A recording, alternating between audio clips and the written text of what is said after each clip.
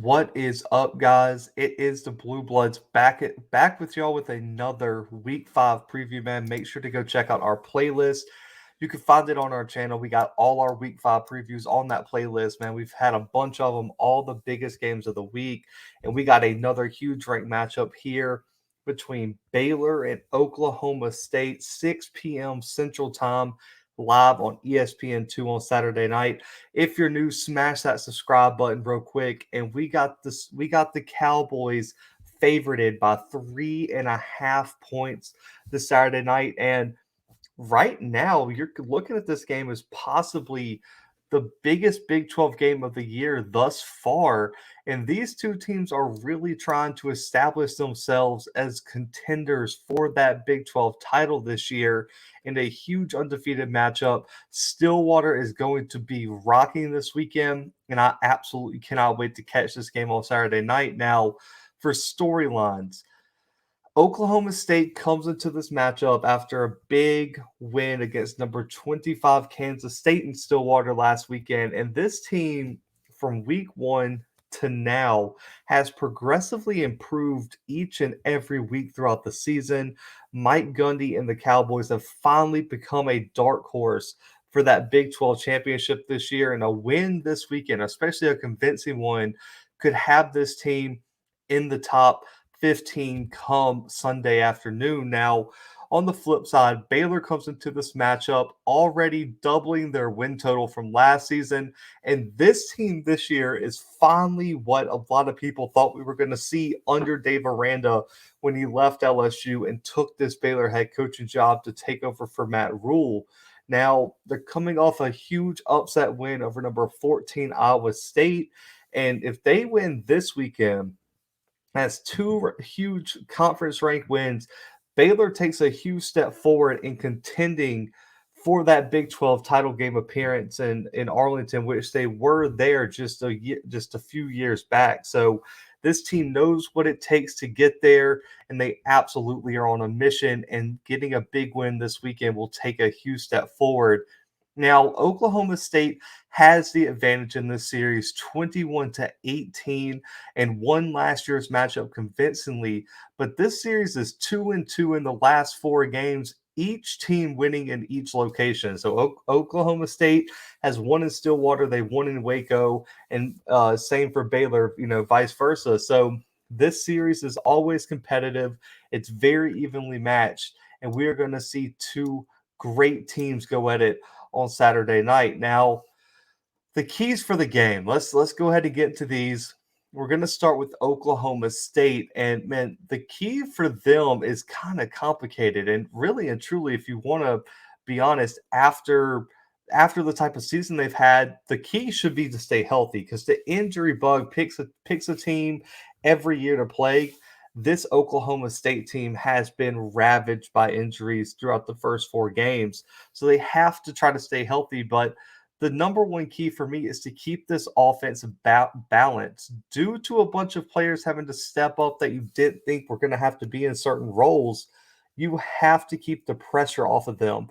You can't put the pressure on Sanders. You can't put the pressure on the running game, the offensive line. You just have to be balanced. Do almost everything you can to keep that Baylor defense off balance, and at the same time keep Dave Aranda from getting in his groove, because once he gets in his groove, he's one of the best defensive play callers in the country. Now, the key for the reason this is also the key for Oklahoma State is they have shown that they can win in so many different ways. They can rely on the run game. They can rely on the defense. They can rely on Sanders like they did last week. They have the ability to win a game in multiple different ways, which is what makes them such a tough matchup for any team they have on the schedule moving forward. And for me, this key all starts with the leader of this offense, Spencer Sanders. And the best way to put this is, which version of him are we going to get this weekend? That's the main key with him.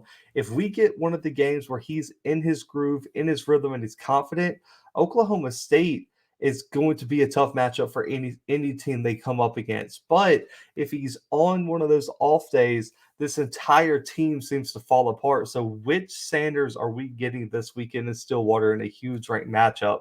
Now, this season, he's passed for 600 yards, 4 touchdowns, 1 pick, completing about 58% of his passes, has 2 rushing touchdowns, and 120 yards rushing.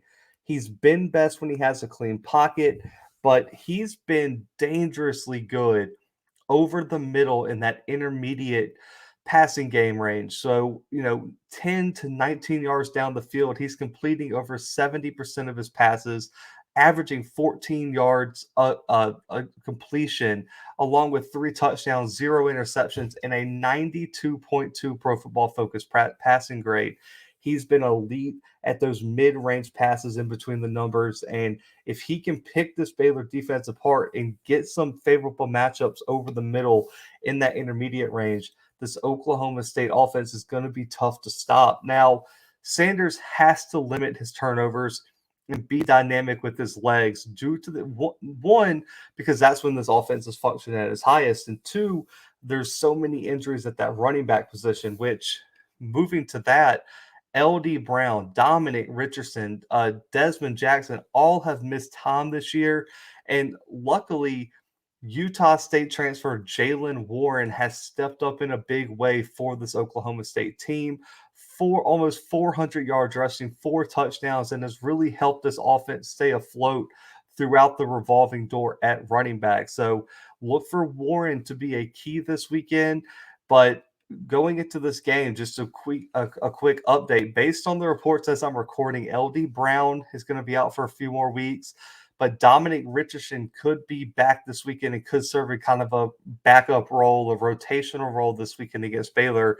He's only had 11 carries all season, but these fans down there in Stillwater really like this kid's potential, so he's someone to look out for. Now, to keep it balanced, you're going to have to throw the ball. The wide receiving core has also been banged up. Brennan Presley, Rashad Owens have been the only 2 receivers to appear in every game this season. That shows you how just inconsistent this rotation has been at wide receiver for Oklahoma State. Tay Martin is the guy to watch if he's fully healthy. He's been the number 1 target for Sanders all season, 15 catches, over 200 yards, and 2 receiving touchdowns. But I want you guys to keep an eye on Brennan Presley and Jaden Bray. I think Bray could be the X factor for this offense because of how much of a deep threat he is. 136 yards receiving, and he's averaging over 22 yards per catch. And for Presley, he's more of that mid-range guy with 11 catches, 178. He's averaging 16 yards per catch. But watch out for Bray. Bray is the explosive play guy, so he could be someone to look out for if this offense gets moving and Sanders is able to open it up down the field due to that run game. Now for Baylor, it is clear what they have to do. The key is the rushing attack. They have the number 6 rushing attack in the country right now, averaging over 270 yards per game. And what that does is open up the play action game for Jerry Bohannon, which has been a huge strength for this Bears offense. Now, the rushing game starts with Abram Smith, but the Bears have 3 different running backs averaging over 7 yards per carry. They've also rushed for 12 rushing touchdowns over the first 4 games of the season. Abram Smith, 413 yards rushing, averaging 7.2 yards a carry and 5 touchdowns. Treston Ebner, 348, 7 yards per carry. And then Tay McWilliams, averaging 13 yards per carry and 2 touchdowns. All 3 of those guys are going to see some solid action this weekend, but look for a heavy dose of Abram Smith this weekend. Now, Jerry Bohannon also cannot be overlooked with his legs. When things break down, he can go make a play, and he has to bring that dynamic playmaking ability to this weekend due to the fact that you're going to see that with Sanders on the other side. He's going to have to be able to match that and make those plays that might not be there as the pocket collapses. No one gets open. If he can just get a few first downs here or there like that, or go find a way to make a play, Bohannon becomes an even bigger factor. He's got 4 rushing touchdowns already this season. Now, looking at a breakdown, just where does this team like to attack? They utilize the outside run perfectly. They run outside at off tackle, off the tight end spot at a high level. The edge players for Oklahoma State cannot let these running backs get loose because it's going to be a long night if so. running off the edge of the offensive line. This team puts up 441 rushing yards, averaging over 9 yards per carry, 5 rushing touchdowns, and they have 15 runs of 10 plus yards off the edge of that offensive line. It has been outstanding for Baylor. That is the recipe for success, is to get outside and test the edge of whatever defense they're going up against. Now, the rushing attack also serves as a way to set up Bohannon for the play action. That's where he thrives. That's where he's most comfortable, and that's where he likes to take his deep shots and push the ball down the field and stretch the defense. Now, for play action, he completes over 77% of his passes, 480 yards, 5 passing touchdowns, and an 87.2 passer rating. It's his by far his top concept in this offense. So Baylor's offense is at its best when it can run the ball, it's moving the chains, and they can open up the play action off of that. The Baylor's ideal game is to run the ball almost the whole game, control the pace of the game, control the line of scrimmage, and then run play action 45-50% of their pass plays. That would be the perfect recipe for Dave Aranda and this Baylor team this weekend. So that's why that's the key for the Bears offense. Now, the matchup to watch is easy. Every time there's a strength versus strength matchup, I love to pick it because that's usually going to determine who comes out with this game. This weekend is the Baylor offensive line against the front seven for Oklahoma State. Now, Oklahoma State has to try to slow down this run game for one, while Baylor is going to depend on the rushing attack to open up their offense and pull off this huge road upset. Now, they're also going to have to protect Bohannon because he's not great against the under pressure and against a strong pass rush. They got to make him comfortable in the pocket and allow him to get those play action deep shots off, because that is the key for Baylor winning this game. Now, the Baylor offensive line for me has been one of the most impressive units in the country, and probably one of the biggest changes from the abysmal 2020 season to now that they've had. Every offensive lineman on this starting offensive line has a 70 or higher total blocking grade for the season. They have 4 offensive linemen with a grade above an 85 in pass blocking grades, and 2 of those are above 90, top 5 in the country at their respective positions. Now, Connor Galvin, Grant Miller, and Gavin Byers are the leaders of this unit, but Jacob Gall and Xavier Newman Johnson are no scrubs. Those 5 guys are the key to this matchup. They've only given up 3 sacks, 7 hurries, and 9 pressures over the first 4 games of the season. That is impressive regardless who you play.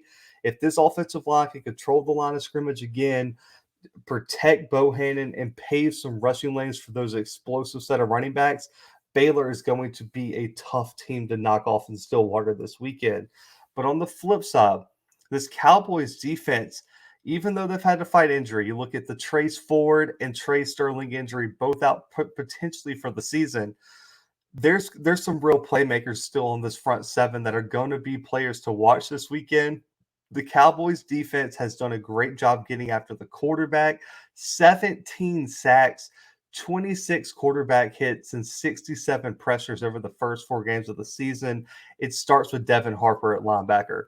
This guy is all over the field, 18 tackles, 2 sacks, and is the highest graded pass rusher on this team for the season. And then off the edge, Brock Martin, Tyler Lacey, and Ben Kopinski have been absolute forces off the edge for this Cowboys front seven. They've combined for 6 sacks, and they're going to have to control the edge, because that's where Baylor likes to run, and 2, they're going to have to get after the quarterback, because that is the whole way to stop this Baylor offense. Now, the rushing defense has been top 20 in the country for the Cowboys defense. It starts with the interior of the defensive line. Sione Ossie and Jaden Jernigan both rank as the top run defenders on this team at defensive tackle. And then it all ends with Malcolm Rodriguez, who is carrying this defense.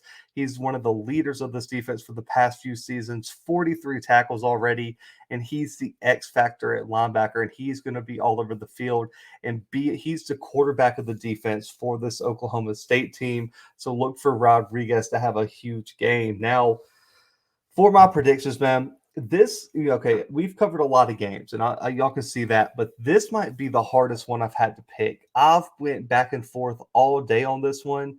Part of me wants to give it to Oklahoma State because it's in Stillwater, and that defense top 20 in the country in rushing defense. And then the other part of me thinks Bohannon and that offense is just too explosive for Baylor. Now, this one is going to be close. Either way, I don't think this game I would never bet this game would ever be a blowout anywhere. So probably bet potentially bet the under on that. But for me, I just have so much faith in this offense right now for Baylor, especially that running attack. I think they have the rotational pieces to really make an impact. I think injuries are catching up with Oklahoma State. And so for me, in a close one, and I wouldn't be surprised either way it went, but for a close one here, I'm going Baylor 24, Oklahoma State 21, a 3-point win for Dave Aranda in this Baylor team. But man, this was the hardest game by far to pick. So listen, comment your scores below. Comment your thoughts on the game. I love to chop it up with y'all in the comments. This was such an interesting game to preview, but I'm going to go Baylor by 3 this weekend, 24-21 in Stillwater. I'm so pumped for this game. I'm going to try to make it to a game at Stillwater later this year or next year. That's a stadium that has always been on my bucket list. So, listen, if you're an Oklahoma State fan tuned in, man, let me know if I can reach out to you because I'm going to be coming to Stillwater very soon. And same for Waco, Texas, man. I want to go see that new stadium, McLean on the river. I had some family do some work down there. They said it's beautiful, so I want to come down there as well. But smash the subscribe button, hit that like button, and comment your score below. But for the final time, Baylor 24, Oklahoma State 21 for me. Make sure to tune in ESPN2, 6 p.m. Central Time this Saturday night. But guys, we appreciate y'all tuning in. This will be our last preview of the week, so make sure to hit the playlist and check out all the other games we have already previewed. But for right now, man, the Blue Bloods are out.